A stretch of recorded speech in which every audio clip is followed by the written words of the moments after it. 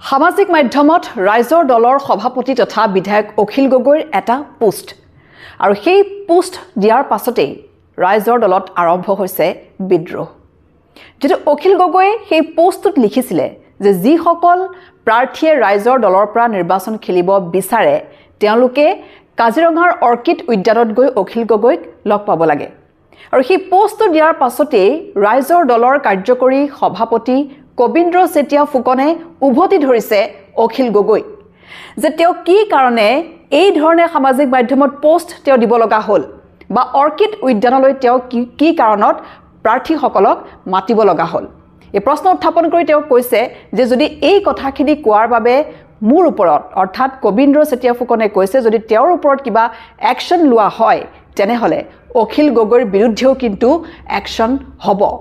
কাৰণ এই পোষ্টৰ জৰিয়তে অখিল গগৈয়ে ক'ব বিচাৰিছে নেকি যে তেওঁ অকল ৰাইজৰ দলৰ প্ৰাৰ্থীসকলক নামাতি যিসকল লোকে কংগ্ৰেছত টিকেট নাপাব সেই সকল লোকক ৰাইজৰ দললৈ আহিবলৈ তেওঁ এই ধৰণে সমূহীয়াভাৱে সামাজিক মাধ্যমত পোষ্ট দিছে নেকি তাক লৈও কিন্তু প্ৰশ্ন উত্থাপন কৰিছে।